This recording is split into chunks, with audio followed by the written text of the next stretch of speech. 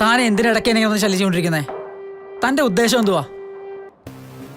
തൻ്റെ ടെൻഷൻ കാണാൻ നല്ല രസമുണ്ട്. താൻ ആദ്യം ഒന്ന് റിലാക്സ്ഡ് ആവുക. താൻ എന്നെ വെറുതെ ഭ്രാന്ത് പിടിപ്പിക്കരുത്. ഒന്ന് പോയി തരുമോടുന്നത്. ഞാൻ പൊക്കോളാം. അല്ലെങ്കിൽ എനിക്ക് ഇവിടെ നിൽക്കാൻ താല്പര്യമൊന്നുമില്ല. എന്നാ ഒന്ന് പൊക്കൂടെ? താൻ ഇവിടെ നിൽക്കുന്ന ഓരോ നിമിഷവും എനിക്ക് ഭ്രാന്ത് പിടിച്ചുകൊണ്ടിരിക്കുക. അത് ഞാനാണോ കാരണക്കാരൻ? താനായിട്ടല്ലേ ഓരോന്ന് വരുത്തി വയ്ക്കുന്നത്.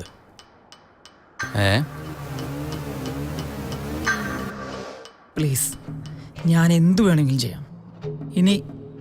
ഇനി ഇങ്ങോട്ടേക്ക് വരരുത്. ചെയ്യാൻ പറ്റുന്ന ഒരു അവസരം തനിക്ക് കിട്ടിയതല്ലേ, അന്ന് താനത് ചെയ്തോ? താൻ ടെൻഷൻ അടിക്കണ്ട, ഞാൻ പൊക്കോളാം. പക്ഷെ പോകുന്നതിന് മുമ്പ് താൻ ആ കൂട്ടുകാരനൊന്ന് വിളിക്കുക. അവനെ എന്തിനാ വിളിക്കുന്നേ? കുറ്റം ചെയ്യുന്നതിനേക്കാൾ വലുതല്ലേ കുറ്റം ചെയ്യാൻ പ്രേരിപ്പിക്കുന്നത്? ഇല്ല, അവനെ ഞാൻ വിളിക്കില്ല. താൻ വിളിക്കും. അവൻ വരാതെ ഞാൻ ഇവിടുന്ന് പോവില്ല.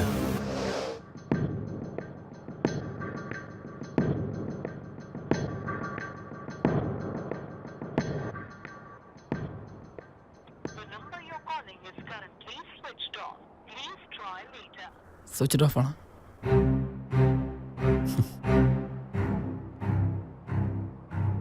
ഞാൻ തൻ്റെ പുറകിൽ തന്നെ ഉണ്ടെന്ന് താനെങ്ങാനും അവനോട് പറഞ്ഞിരുന്നു? എവിടെ എല്ലാവരും?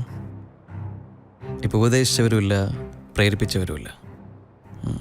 താൻ മാത്രം.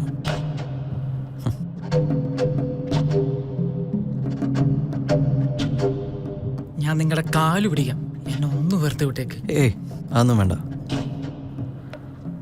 ചെയ്തത് തെറ്റായിപ്പോയെന്ന് തനിക്ക് തോന്നുന്നുണ്ടല്ലേ? ഒരാളുടെ പ്രതീക്ഷകൾ, സ്വപ്നങ്ങൾ, ഇതെല്ലാം തകർക്കപ്പെടുന്നതിൻ്റെ വേദന താൻ അനുഭവിച്ചിട്ടുണ്ടോ?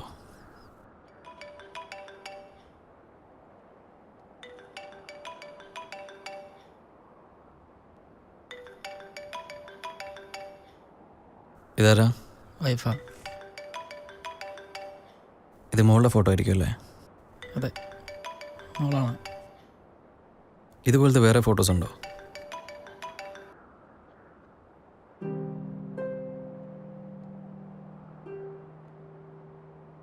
നല്ല മിടുക്കി കുട്ടിയാണല്ലോ.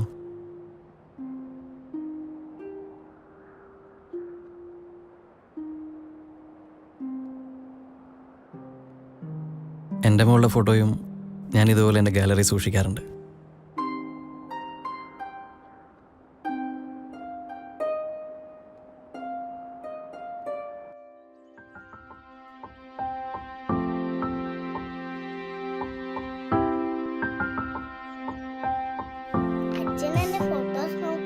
പിന്നെ വാ, കാണിച്ചു തരാം കേട്ടോ.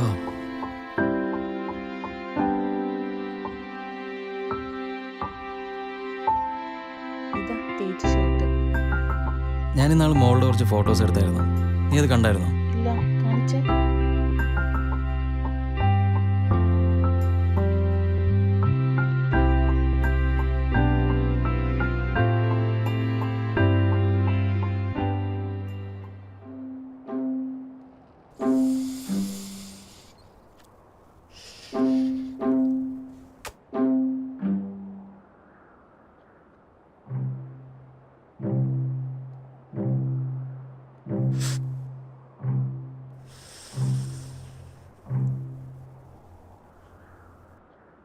ഇത് ആരോഗ്യത്തിന് അത്ര നല്ലതല്ല.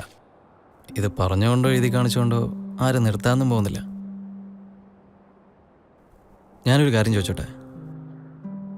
തൻ്റെ ലൈഫിലെ സന്തോഷം നിറഞ്ഞ നിമിഷങ്ങൾ ഞാൻ കാരണം അറിഞ്ഞോ അറിയാതെയോ നഷ്ടപ്പെടേണ്ടി വന്നാൽ താൻ എങ്ങനെയായിരിക്കും പ്രതികരിക്കുക?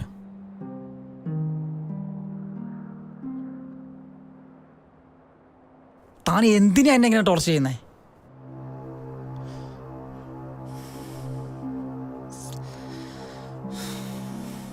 അന്ന് അങ്ങനെയൊക്കെ സംഭവിച്ചെന്റെ കാരണക്കാരൻ ഞാൻ മാത്രമാണോ? എന്ന് ഞാൻ പറയില്ല. പക്ഷെ എന്തോ ഒന്നുണ്ടായിരുന്നു തന്നെ കൊണ്ട് മാത്രം ചെയ്യാൻ പറ്റുന്ന. പക്ഷെ താനത് മനഃപൂർവ്വം ഒഴിവാക്കുമായിരുന്നു. എന്താ ശരിയല്ലേ ഞാൻ പറഞ്ഞത്?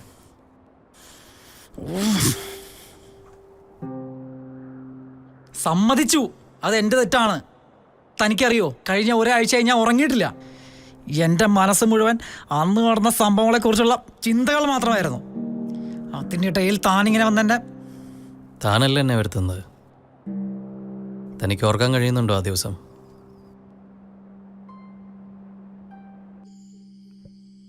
എടാ, ഒരു 15 മിനിറ്റ്. ബീറൊക്കെ വാങ്ങി, പക്ഷെ തണുപ്പില്ല. ഒരു 4 വാങ്ങിയിട്ടുണ്ട്. ടച്ചിങ്സ് നീ മേടിക്കണ്ട, നീ ബാക്കിയുള്ളൊക്കെ സെറ്റ് ചെയ്. നീ പോസ്റ്റാക്കരുത്, പെട്ടെന്ന് എത്തിയാൽ മതി. എടാ, ഒരു ആക്സിഡന്റ്. എടാ, ഒരു കാർ ഇടിച്ചിട്ട് നിർത്താൻ പോവുക. എടാ, എന്നാലും ഞാൻ ആള് കൈ പൊക്കുന്നുണ്ടാ. ഞാൻ ആളെ ഒന്ന് ഹോസ്പിറ്റലിൽ എത്തിക്കട്ടെ? വേണ്ട, പറഞ്ഞ മനസ്സിലാവില്ലെങ്കിൽ പിന്നെ അനുഭവിക്കും. മനസ്സിലാവുണ്ടോ? എടാ, എന്നാലും പ്ലീസ്.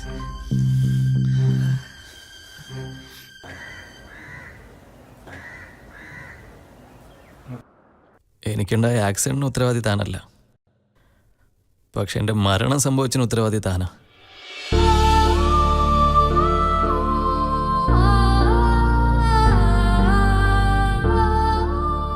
താൻ കരുതി വേറെ ആരെങ്കിലും വന്ന് എന്നെ രക്ഷിക്കുമെന്ന്.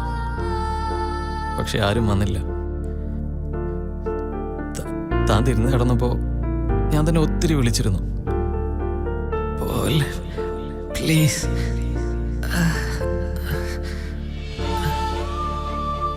പക്ഷെ ആ വിളി കേട്ടിട്ടും താനൊന്നും തിരിഞ്ഞു നോക്കിയത് പോലുമില്ല.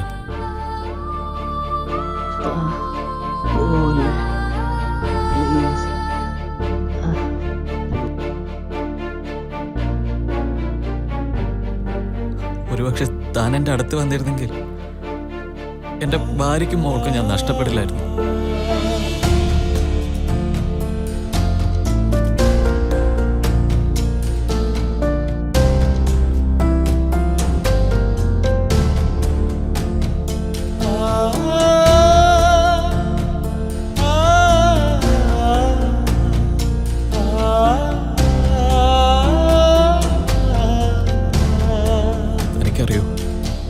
എൻ്റെ മോളെയും ഭാര്യയും സ്നേഹിച്ച് കൊതി തീർന്നിട്ടില്ല. നിറവേറ്റാതെ ബാക്കി വെച്ചു പോയി ഒരുപാട് സ്വപ്നങ്ങളുണ്ട് എൻ്റെ ജീവിതത്തിൽ. ഇനി തൻ്റെ ചിന്തകൾ ഞാൻ ഉണ്ടാവില്ല. ഇനിയും ഒരുപാട് പേരുടെ സ്വപ്നങ്ങൾ ഇതുപോലെ റോഡുകളിൽ താൻ കണ്ടേക്കാം. അത് കണ്ടില്ല എന്ന് നടിക്കരുത്.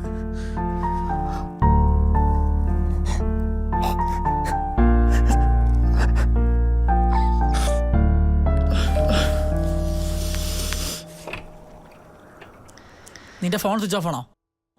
അല്ല, എന്തു പറ്റി? ഓണാണല്ലോ. എന്താണ് നിന്റെ കണ്ണ് നിറഞ്ഞിരിക്കണേ? ഹേയ്, ഒന്നുമില്ല.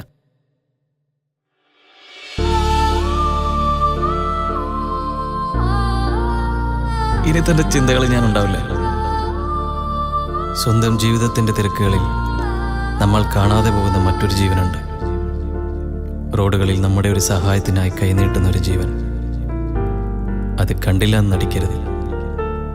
കാരണം ഒരു ജീവനോളം വലുതല്ല മറ്റെന്ത് തിരക്കുകളും. ജീവിതം ഒന്നേ ഉള്ളൂ. നഷ്ടപ്പെടുത്തരുത് ആ അവസരം.